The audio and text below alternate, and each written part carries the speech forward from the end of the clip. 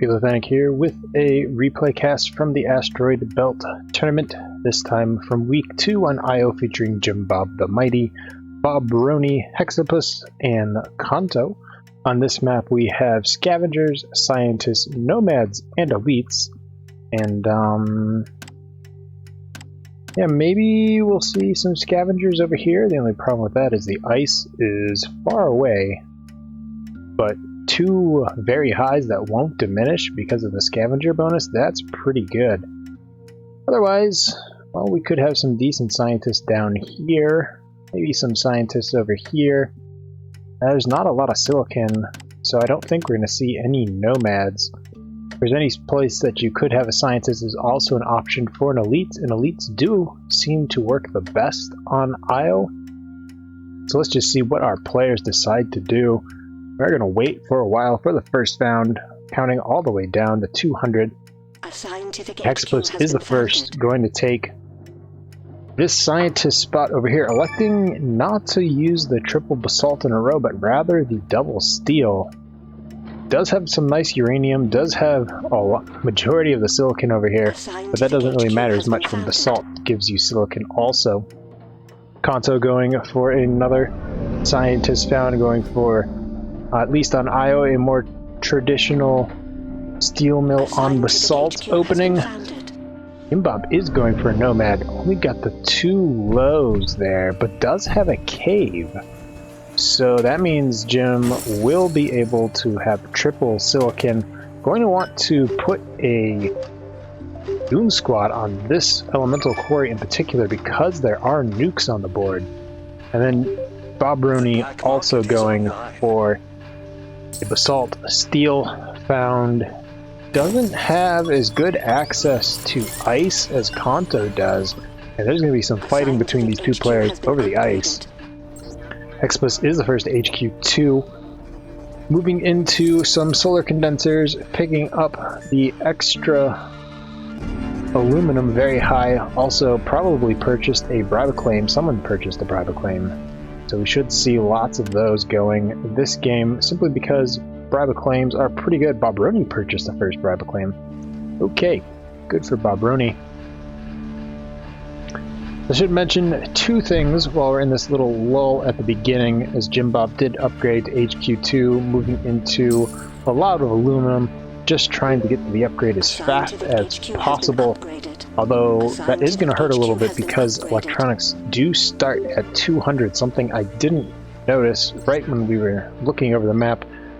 Fortunately, it is a glass colony for Jim, so there's not going to be too much price pressure on those electronics. Our other scientists are HQ2. Wow, look at all those steel mills for Bobrooni, but they're making decent money, so going for steel mills. Alright. Konto did take the majority of these ice condensers, which is good for him. And Bobrooni not sure what they're going to do with the rest of their claims. They still have two claims left. Okay, going for some ice themselves. Yeah, that seems like a good plan. Need to get all that ice before Bobrooni does, and also going for some really long distance carbon, but it is very high. Anyway, like I was going to mention, this is on the previous patch when the Asteroid Belt Tournament was played, so there are some UE bugs that don't exist in the current patch, like these pop-ups showing up in the wrong spot. And I am casting the UE using the UE Plus mod, which changes the colors of these percentages and adds a few other things as well, some quality of life features for casters. So, back to the game. Hexapus is on HQ3. Moving into some glass kilns, and those are making pretty good money. Might want to put another ion collector. That's not a lot. And fuel is pretty high and sticking pretty high too. We do have Konto beating Jim to HQ3 as the scientist over here. Still two claims to put down. Going to move into some power. Good idea. Unfortunately, just the one uranium tile here for the power plants to pull that uranium out of the ground, so this one won't be able to do that because I don't believe this is a cave. We do have the first freeze. Offensive black market. People have been steadily purchasing all these bribe claims. Let's take a look and see what the bribe claims are. Bobrooni with 3 bribe claims for 22k. That's pretty good. Hexapus picking up 1, Konto picking up 2, Jim not picking up any, which might cause some late game problems with the Nomad, as the Nomad doesn't have the scientist advantage, so they're going to be a little bit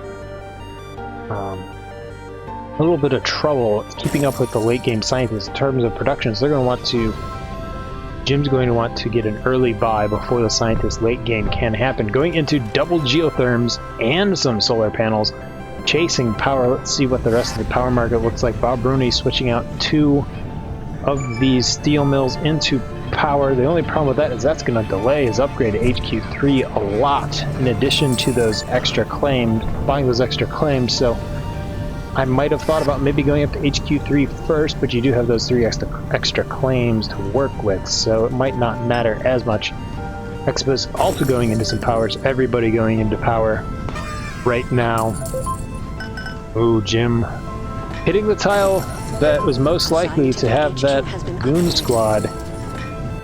Hexapus HQ4 going way far ahead of everybody else. I think more black market needs to rain down on Hexapus. There's not been enough whatsoever. He's been making this position work out quite well for him. 2 HQ levels ahead of Bobrooni.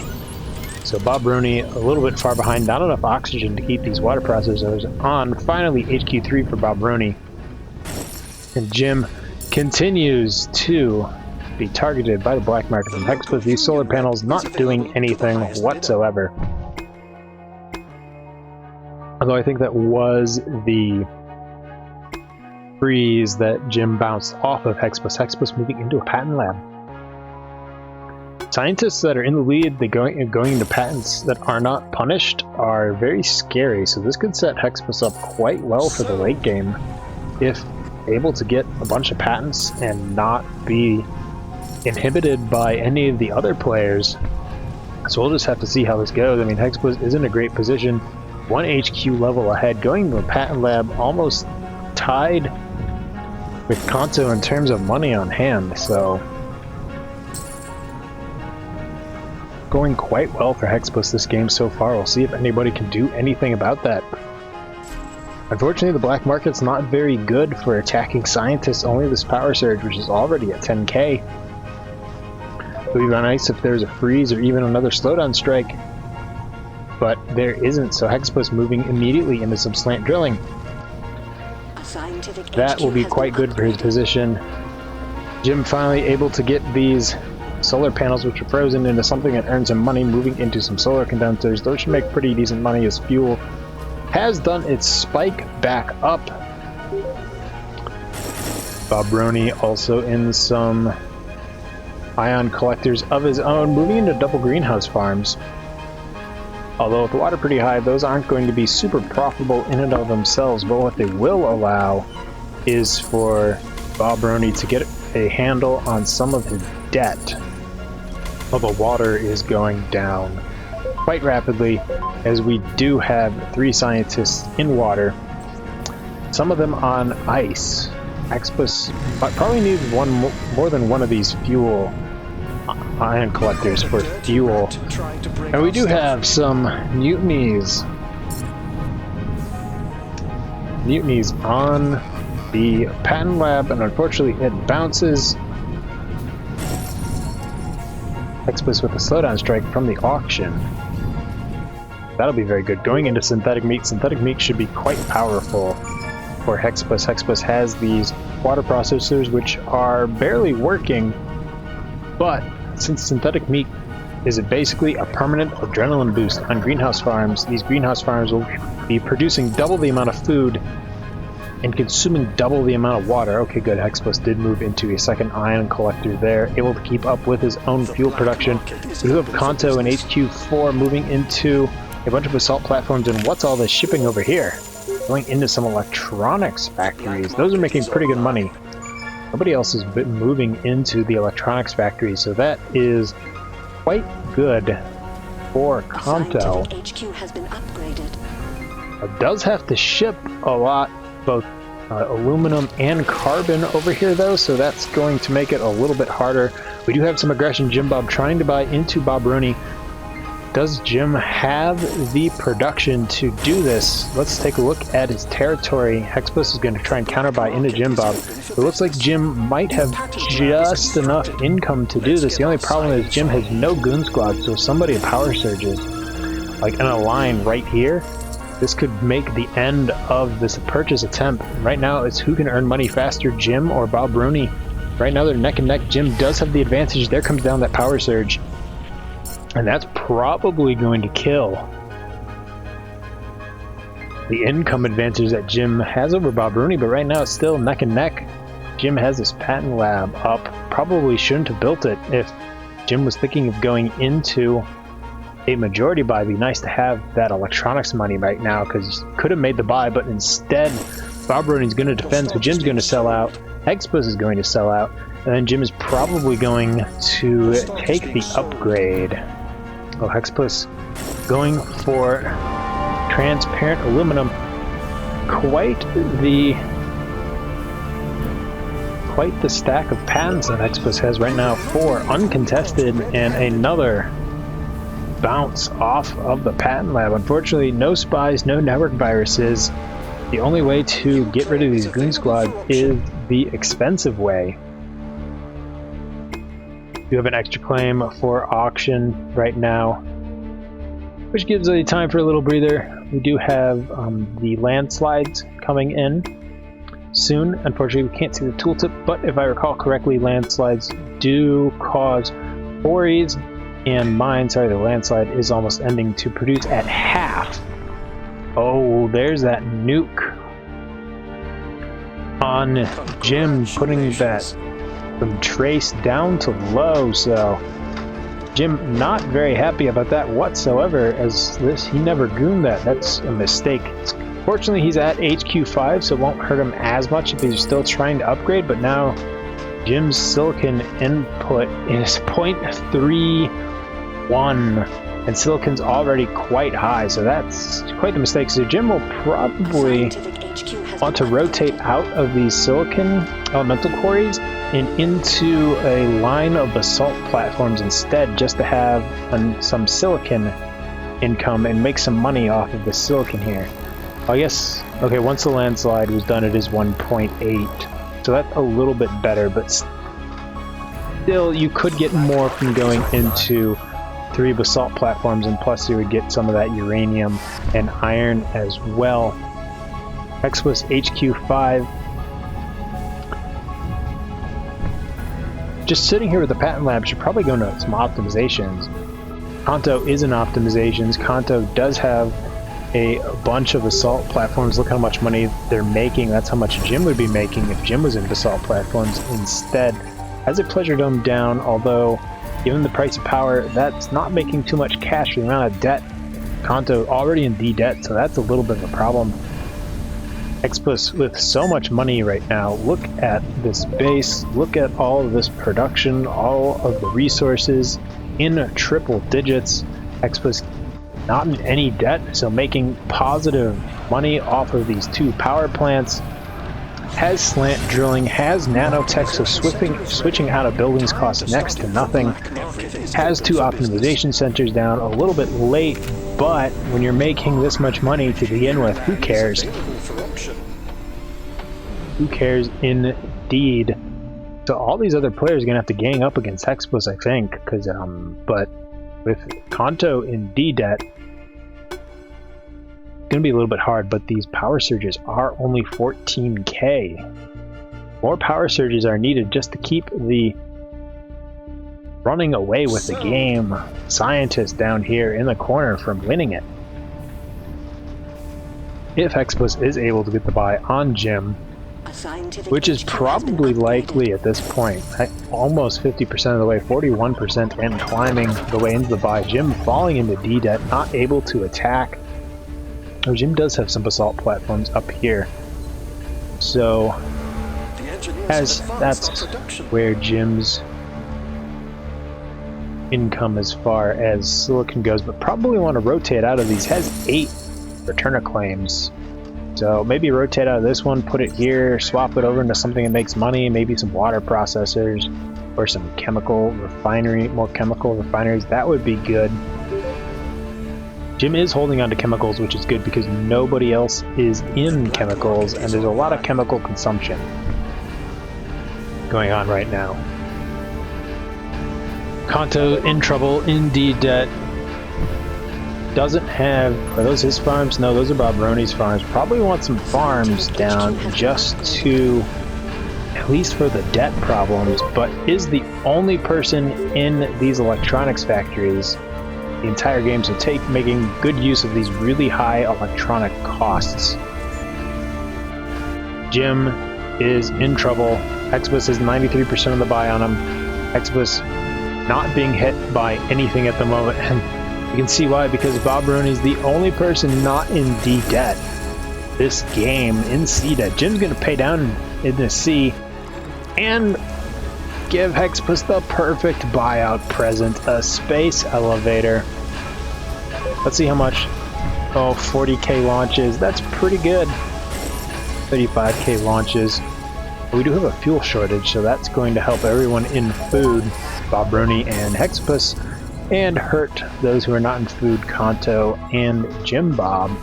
Jim paying down his debt just makes it a little bit harder for Hexapus to pick him up, but I think it's too late. We do finally have some attacks on Hexapus, some mutinies, some power surges, but too little, too late. Jim taken out by Hexapus, and Hexapus in a commanding position, just able to get all the money, all this money from using these patents correctly, using slant drilling, using nanotech to rotate out of the building, synthetic meat. Now, what needs to happen in order for Konto and Bobrooni to have a chance in this game is they need to buy into Hexapus, like Konto's doing right now, and Bobrooni should do this too, while Hexapus is still, quote, cheap. The black market is now, they should have done it before Hexapus bought Jim, but I can see why you wouldn't do that, because then you risk being bought by Jim. I'm sorry, by Hexapus instead of Jim. But Jim was building a space elevator, so... Come on, Bobrooni. You have the 170... almost 200k. Bind Hexapus while you still can before Hexapus earns enough money to buy himself. Oh, we did have my least favorite event in the game. The IO Quake, which causes random buildings to blow up. Except for space elevators. Space elevators don't blow up. That's something else that Bobrooni and Konto could do. 14k mutinies. The black market cooldown is offline. Subs don't protect their space elevators or off-worlds. And this space elevator is making 30k profit per launch. So you take that, force either Hexapus to pay to get it back, but you're basically taking money out of Hexapus' pocket right back and putting it into your pocket. That being said, Hexapus able to defend himself completely, despite Bobrooni having plenty of cash. Bobrooni is going for these hacks, which unfortunately I don't think are going to work. Bobrooni also had yet to use their 5 claims from upgrading. They've been at HQ5 for quite a while, so that's definitely a mistake. Our methods continue to Why is Konto helping Hexapus buy into Bobrooni? You don't help the leader. Okay. So here's what happens. Somebody makes a buy, and you are in no position to make a buy. So you are not in second place with another sub and going to head-to-head battle. You're in this situation. 2 players against the number 1. Instead of helping the first place player buy out the second place player in terms of cash on hand, you should help the second place player attempt to buy out the first place player, because all you're doing in this case, making it easier for Hexapus to buy out Bobrooni, making it quicker for Hexapus to buy out Bobrooni, and then they're going to lose. You're going to lose. It's that simple. So definitely a mistake in the stock market, late game stock market.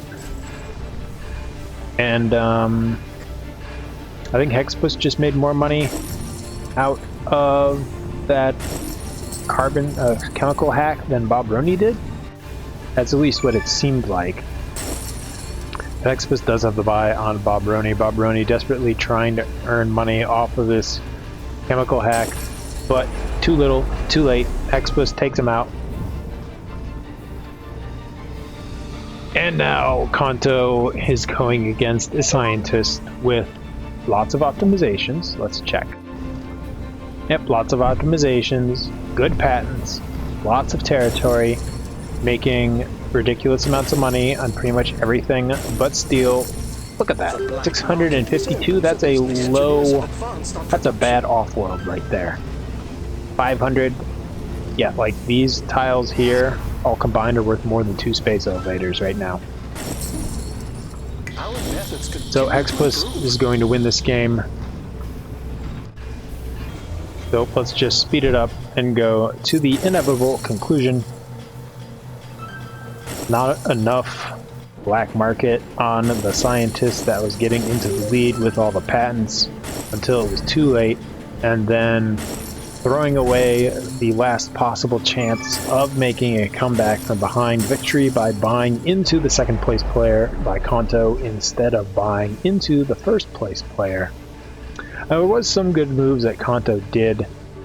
Konto did move into electronics and nobody else was, I think, ever in a... Okay, Hexapus did have a couple electronics factories down here, I recall. But Konto was in electronics, probably made the majority of their money off of electronics. Let's take a quick look at the overview. Yeah, 771k in electronics. 666k for Hexapus in food. That synthetic meat definitely paying off. Let's take a look at the production and sales. Let's just look between Hexapus and Konto since they didn't finish at the same time. Hexapus making a killing in power, 439k in power. Made most of that profits because I don't believe Hexapus didn't found with no debt and didn't take on much debt until he got his power plants on. But you can just look at those numbers. About the same sold for water, 10 times more for Hexapus in food, 5 times more for Konto in oxygen, about the same in fuel, roughly the same, all the way down to Hexapus better in steel, Konto better in carbon, Konto way better in electronics, but Hexapus better in that glass, and ended up making, just from the production and sales, about 800k more than Konto did. That's where those patents and optimizations do come through. And then if you look at the balance sheet, Hexapus with a nice chunk of dividend revenue, almost 300k, and Konto for helping Hexapus take out Bobrooni only got 39k. Decent money from that Pledrodome though. There you have it. When you're in a game like this, make sure to attack the leader. There wasn't enough attacking going on early. Make sure that you don't help the leader finish the game. Thanks for watching, everyone. If you enjoyed this replay cast, hit that like button, subscribe, or leave a message in the comments. Ecofanic signing out.